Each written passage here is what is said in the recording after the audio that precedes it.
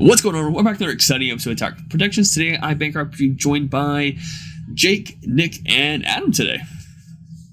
What's going on, y'all? Hey, how's it going? Hello, everyone. And today, we're just going to talk about a few things. This past locals, we got some promos that were finally showcased for next set, which look awesome, and incorporating the new Z extra cards as well. Kind of talk about our thoughts on those and how we feel like that may change the game going forward. First things first, for this week's videos, for sure, we're going to have 1 to 3 time war videos whenever I get a chance to fully edit them all. Didn't get a chance to put up the Raditz versus Piccolo from last week, but we haven't recorded. I just got to finish getting it edited. But we did got the next 2 of those recorded, which is pretty exciting. Look forward to those.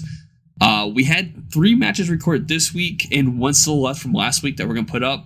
We're still double checking if certain ones with misplays are too much to place up. But, in time, if they get up, they get up. If they don't worry about it.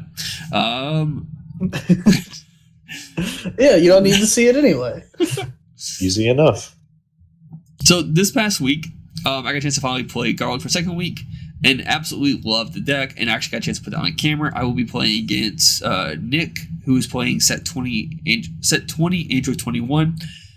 The other 2 videos that were recorded on camera was SSG Trunks taking on Gogeta. The player who told me that he played SSG Trunks after he left at the end of the night mentioned that he felt like there's a lot of misplays. I haven't had a chance to go over that video yet to know if that's going to be an issue or not. But if it's one too many, we're fine. We still have the SSG Trunks match from last week that he still needs to go up, so we'll put that one up instead.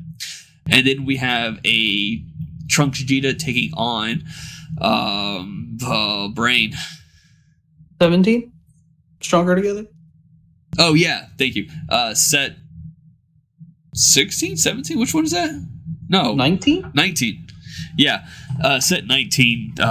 Universe 7 Android 17 deck, and there's one play at the end of the game that's a bit iffy, but we'll see what happens in the following week.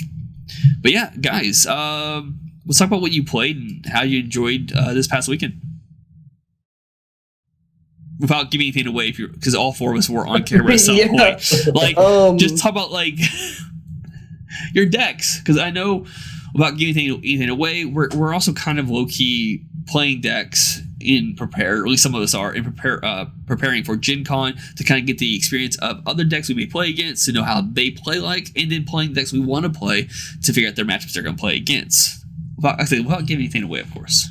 I'll talk about a deck that I didn't... I played it at locals in a couple of friendlies, but I haven't played it in an event yet. But it is the new Soul Striker deck that has been popping up lately. Uses the new 8-drop Oob and the 21Z card from Power Absorbed. And at first I kind of looked at the list. There's Infernal Villainy Cell and a lot of weird stuff in it. And it topped recently at a French event. And I was like, let's see what this deck can do. And I ended up just putting everything together, and at first it just kind of seemed like a big pile of cards. But after piloting the deck a couple of times, I feel like the list actually has legs. Especially if you can board that 21 on turn 4 and then swing lead and restand 2, you're in a really good position after you ramp. Would you classify deck as just blue good stuff now? There's... I don't know. I haven't looked at your list particularly, but there's it's blue good stuff with some black and some green, a couple yellow cards thrown in there. It's a really interesting list. Maybe after Gen Con or sometime between now and then, I can get it on camera at some point so we can see what it can do. Yeah, you brought it 2 weeks ago, or was it during we all met up one day? Yeah, I brought it to a couple of the extra meetups we've been doing, and played a game with it last night as well. Yeah, watching the games you played, you were able to... You kept a big hand, and you played against... The one match I did intently watch was you going up against Expert 21, and that was a slog of a match. Like you both were pretty much able to keep on par with each other, and there wasn't really a point where you were really behind in the games at all. Like it feels like that deck can really hold its own. So I would think it would have some merit going forward as just a good deck. Oh yeah, and any deck that can keep pace with a deck that's cycling super combos is probably something to keep watch of. I'll say what's great about that leader real quick is that removing Centipede from offense defense doesn't matter to that deck. So just restanding energy on your turn, still getting draws off it, and then maximizing the furthering your turns with, like you said, Villainy Cell, wasn't it? Yeah. But like Bancroft was explaining, since we're testing for Gen Con, I feel like that I don't want to spoil what I'm playing, but the decks that we expected to see, just getting practice piloting those decks is really huge. Just like you said, just getting that knowledge of what a deck tries to do, what are its ins and outs, what hurts it, how it feels looking on the other side of the table. Like this week, I played set 2021 just to get more practice playing the deck itself, and then also giving some people the practice of playing against it too, because it's a deck that a few of us have played and brought to locals, but it hasn't really seen too much play on our scene, just because it is kind of not fun to play against. But just because we don't have fun playing against it doesn't mean it's not going to be at Gen Con. And given the track record it's had recently, where it's at least topped almost every recent regional, I expect to have some presence there. So it's still necessary to play against the deck. And it is pretty impressive in what it does. But right now in this format, there's not really a deck that I say that's completely unbeatable. Like every deck has its faults, even with the new Gohan. Like everyone's essentially gunning for that deck, and everyone's finding ways in tech to get rid of one thing or one deck wants to do. So it's a really healthy format, I'd say, right now. And just that testing and getting knowledge of everything has been pretty good so far. I saw that there was, I think, a Trunks starter and Goku starter in the Latin American finals today. Do you guys expect to see any of that at Gen Con? Yellow Goku starter? Yeah. Yeah, that's wild. And wait, what was you said Trunks are? Yeah, starter Trunks. A lot of people had talked about after SSG Goku. I can't remember what the name for it was when it got banned. A lot of people talk about going to Trunks and the benefit of Crimson. Crimson, yes. The benefit of the Trunks deck is that it can't really be crit, which helps out a lot of early pressure on, especially against Gohan, because Gohan can play the Vegeta. It can play, if they play the Vegeta Ape as well, which is one of the few decks it's actually good in. Those are both quick, high-powered crit cards, and the Trunks just goes, okay, I'll reveal this. It's not Goku or Vegeta. I'll add it to my hand, and which helps out a lot. Which makes, I'm not sure how people feel, in my opinion. I think a lot of people feel this way. When you get hit with a lot of crits back to back to back, it sucks. Yeah. So finding a way to get around that is really beneficial. Yeah, there's a lot of crit in this format just in general. So it makes sense that the deck is doing well. Based on what Nick was saying, it's actually one of the reasons why I played Garlic. It's a deck I wanted to play that I haven't had a chance to actually touch yet, where we were kind of doing our shop championship and then prepping for Gen Con. I really just played a lot of AOD because, that's all everyone knows me for. And I was like, okay, we're done with the shop championships. I'm going to play a deck I want to play. I'll play Garlic. And after playing the first week, I was like, this could be sneaky. This could be yada yada. I don't think Garlic's a rogue deck, but I feel like you have to be ready for any deck that could be classified as sneaky. In this case, Garlic has an effect that I think I've had two people walk into who go, oh yeah, I forgot that's a thing, where Garlic's activate battle on its backside. You pay 1 energy and then you take no damage for the rest of the turn. And not being aware of like little sneaky things like that, even though it may not be a meta deck, will cost you a game at events like this. And that's kind of where I'm now positioning back to what I think I did for our TCG Con, or what I did for our last time we went to Gen Con. I just played random ass decks because I didn't feel like playing the one I wanted to take to Gen Con, in idea of preparation for these rogue random ass matches that we may run into.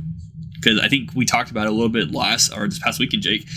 I think it was Gen Con 2 years ago. We had everyone in my basement. We brought the big table out. We had like 8 people here. We were all practicing, and I'm up here building prison for no Yeah, reason. you're just like, I'm gonna build prison just to see. And that's important, and especially in a best of one format. You really don't want to lose games to weird, like little tricky things like that when you don't have to. And we didn't get it recorded, but like Jimmy was playing. I think it was a promo Broly, the yellow one that used to be able to restand any yellow card. I think, but now it has to be. Now it just restands Broly's. Yeah, itself or any Broly. But it also has a secondary activate main where it rests a card on your opponent's side of the field. Yeah. And I went to go do a counter negate or a blocker negate, played the token, and he's like, all right, cool, rested. I'm like, oh yeah, that's a thing. Now, grant, where we play at our table, I assume would be very similar to possibly Gen Con whatnot, where there's definitely a space. So this is my word of advice. Read your opponent's leader, make sure you're familiar with that leader, and hopefully you've you know enough of the game to know what to expect out of either that color or that archetype to help you kind of make sure you don't get kind of like, cop your pants down in a sense, that however that phrase goes, because it's bad. Yeah. Yeah, I think in your and I's match this week, you had sideboarded in a card because you thought that it was going to be good against kind of the archetype of the deck that I was playing. So I think that knowing, but in reality, I don't think it worked. Right, there was something on the card. You're talking about when I brought in Koi's? Yeah. Yeah. And that's just like little things like that. Like I brought in Koi against an arrival deck when everything they're arriving is 25k. So Koi's effect doesn't target it. So, just little game knowledge things like that could cost you a game, like at a regional level. You're right. So shifting over with Gen Con around the corner, and then also, if I recall correctly, it was Comic-Con this past weekend, right? Mm-hmm. And we got some really cool reveals there. If you had a chance to go there, fantastic. Hope you enjoyed it. Comic-Con's amazing in my opinion. Always want to go. Haven't done it yet. But we got some really cool reveals. And let me see if I can find the image. And I'll, per Nick's request, I'll put it on the screen because that's what makes sense, right, Nick? If you want to reference the card, yeah. I guess it was at Comic-Con where this was posted. We saw finally the starter decks for Vegito. We saw a few leaders such as Gohan and some of the Z extra cards as well, which I think is fantastic. But I think on the exact same day, they dropped the promo leader for the next kind of like pre-release event, which I think is pretty cool. It's Red Cell Max, and it has very standard text. When this card attacks, you draw one to add one card from your life to your hand. And when you're 4 less life, you draw one card, switch one card to active mode, or when your energy is active mode. Very generic leader when it comes to front side Awakening? stuff. Just the front Awakening? side. Just draw, take one life, and then Awakening's hybrid. When this card's awakened, you have an auto once a turn. When the power of one of you or your opponent's battle cards is decreased, you draw one card. That is a once per turn effect. So at that point, it's no longer, you don't need to attack for this leader to get a draw. You just got to do something to reduce power.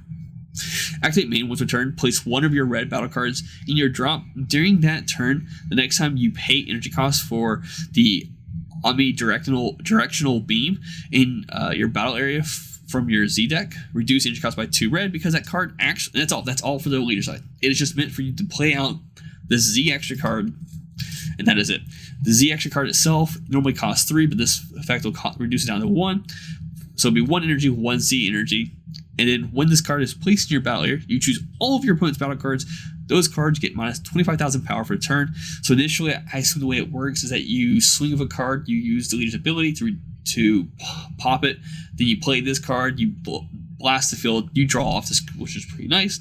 Then activate battle if you have 4 more energy, your red Cellmax SH cards, which tells us that we know that red will be a mix between Gohan, which means we'll probably get normal side and maybe Beast Gohan on the backside, or maybe it'll be cool. Or be Ultimate Gohan, and then the Z awakens the Beast Leader. And then the other one would be probably another Cell or something in the Red Ribbon Android Army theme. Activate battle. If you have 4 more energy, your red Cellmax SH card with energy cost of 8 is attacking, and you remove this card from the game. The attacking card gets plus 15,000 power and double strike. There is no cost to that.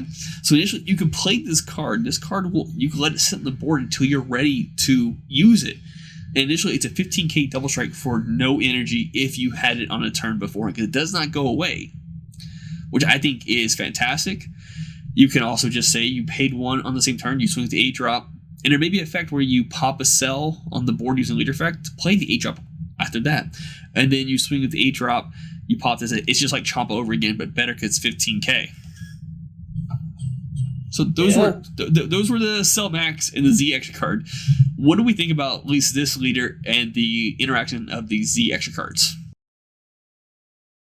I actually just saw Superhero for the first time today. Oh, wait, so, word? Finally got around to watching it. So it's really interesting that we're talking about Cellmax here. I think the Z extra cards are going to add another dimension to the game, but it's one of those things where I'm starting to worry about the Z deck. I know we talked about this a lot in previous sets, where when an archetype's Z deck, there's like the Z cards in an archetype take up most of the Z deck, you don't get really any room to customize, and this is one step closer to that. I hope they increase the Z deck limit like they did with the actual deck limit earlier in the game's life cycle.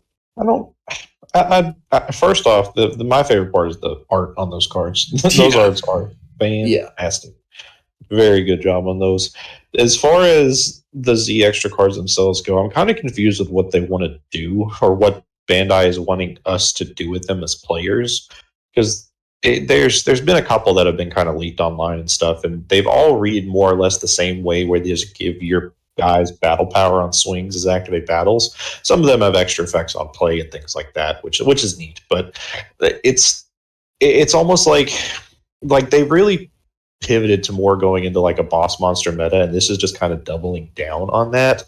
Just because a lot of decks these days play big boss monsters for swings, and ever since what's it called? Dirty Burst got banned. Like, essentially that's just paved the way to add more and more big guys going for big swings, and this just makes the big guys even bigger. So I don't know if this is meant to like slow the games down because it's essentially causing threats that you need to deal with, or if it's trying to speed the game up by just making one big finish. It's in a weird spot, at least in my opinion. I don't see the full direction yet, but I guess once they release more, they might show what they want to do with them. Well, in uninteractable cards have always been a sore spot for this game, right? In all of these Z extra cards, there's no way to interact with them. They're not a field. They just kind of stick around, just like Gingertown was not a field. It was an extra card, I think, or something like that, or one of those was an extra instead of a field. So I don't know what the longevity is going to be like. And being able to play something like this omnidirectional beam for 1 red and 1 Z energy to just nuke the field, I think that there might be some problems there. I am already brewing an idea for the old Android 18 clone deck that this might work out with. Nick had mentioned that there were leaks, kind of touch base on a few of them, which is Gokus Kamehameha, which is for yellow. And when this card is placed in the battle area, you choose all of your opponent's battle cards with Son Goku. Choose all of your battle cards with Son Goku in their character name.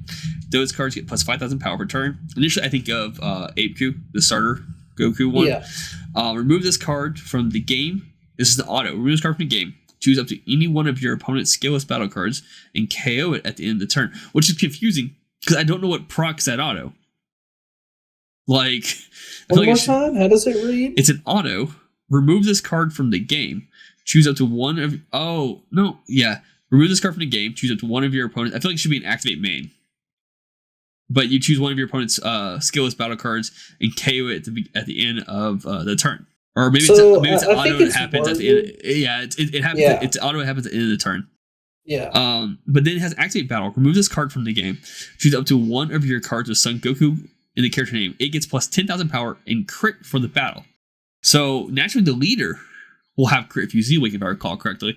But this is just, it's a 1/1, and then you just activate the activate battle on the card to pop it and give a 10k boost and crit to whatever, which is just, they got rid of Champa, and I feel like they brought it back in a sense, but made it differently. And it's very, where Champa and Kai was very like, any deck can play it. These are very like, oh no, this only works with these characters.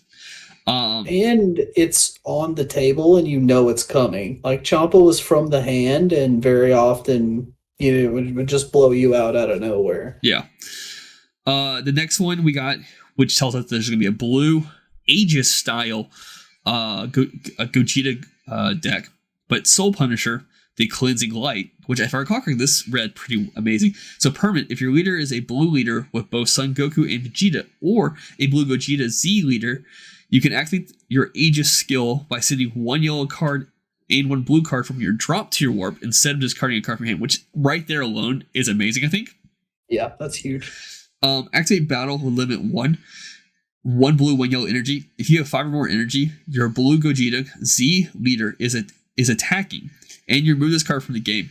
The attacking card gets plus 30,000 power and triple strike for the battle. So initially, once this card's on the board, if you let your opponent's leader swing go through, and they could Z-Awaken on that swing and just immediately pop this afterwards, that alone is a 45,000 triple strike without any That's combos if the added. Z leader isn't. That's if the Z leader isn't a base 20. Yeah, true. Yeah. And then the last Z one that we got on this page tells me, like I said, I was right about the Gohan. Special Beam Cannon, Inherit Power. Activate battle, 1 red energy. Your red Son Gohan SH card is attacking, and you remove this card from the game. Choose up to one of your opponent's battle cards with 35,000 power or less, ignoring barrier. KO it. Then choose one. Choose up to one of your red Son Gohan SH Z leaders. It gets 20,000 power for the battle. Then remove it from the game at the end of the turn. Or you choose one of your red Son Gohan SH cards with an original power of 30,000 or more. It gets plus 15,000 power in double strike for the battle. So yeah, we're most likely getting a Beast Gohan Z leader, and then we have other forms of Gohan battle cards, either them being Ultimate Gohan or Beast Gohan with a original power of 30,000, which right here alone, that tells us that it may be a dual attack, because it just says for the battle, so we're not really sure what that card's mean until they reveal it. But it getting a 15k double strike is just chop all over again, because all these cards are 1 for 1 or 1 energy, 1 Z energy. Yeah, 1 and 1. And also on this list, we did get the front side of the Gohan leader. It's kind of hard to read. I'm not going to read it right now, but it's a draw 1 when you attack, and then it awakens 4 less life, or if your opponent's something. I think it has if your opponent has a red Pan SH card in play, you draw 2 cards and add cards from your life to your hand until you have 4 life left. So pretty much it's being their Polku situation where you give your opponent Pan, or at least how they tried to do in the blue Gohan, set 18 or 19, where they you could play the Piccolo, play the Pan, give the Pan to your opponent. So initially it has the same kind of concept there.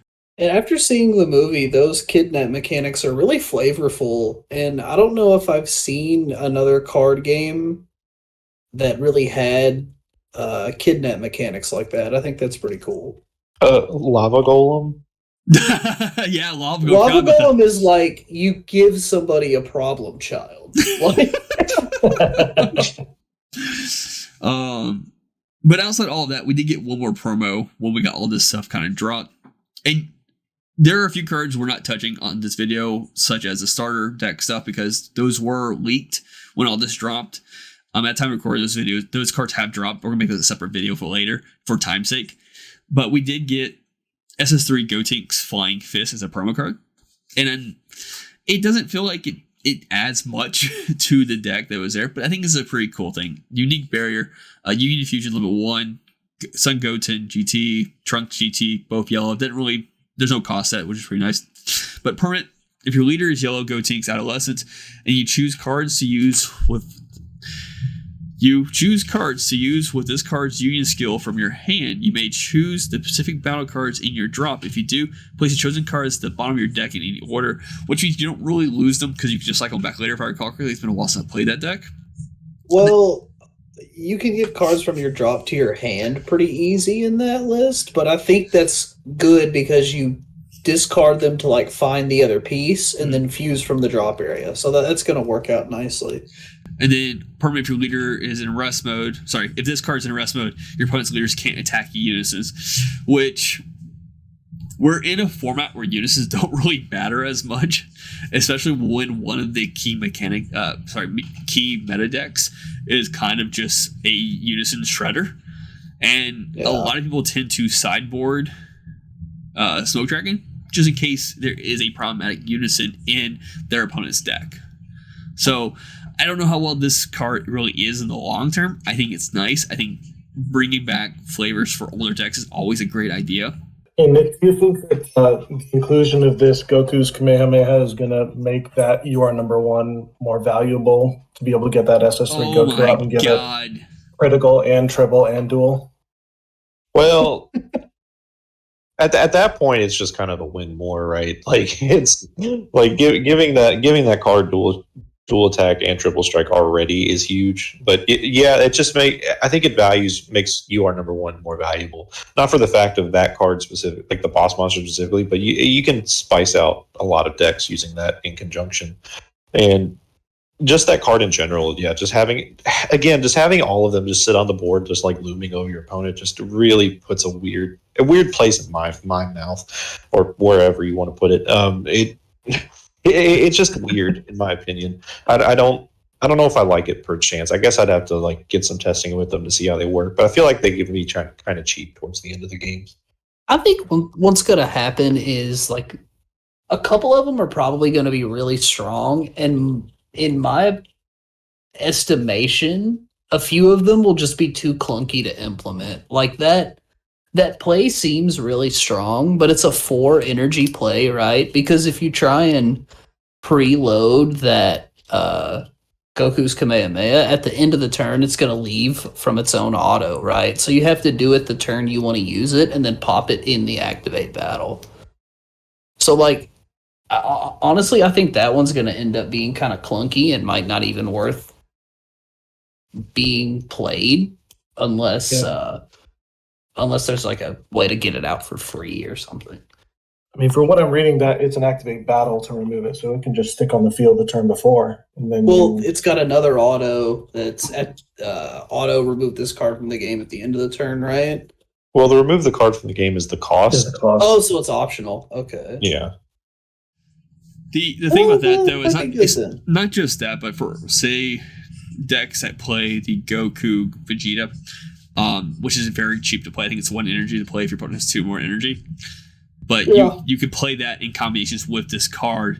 That's already, I think, a double strike, 20k, and you could just pay additional 1 to make it a 30k double strike crit. And that's just for 2 energy on a turn 2 play, which can be very devastating. You know, it's either your opponent has to take those 2 cards to life or to the drop, or they have to combo out their hand just to not take that. And that's you give it and that's dual attack too. You get that card. Okay, that's but that's expending no resources from your own hand.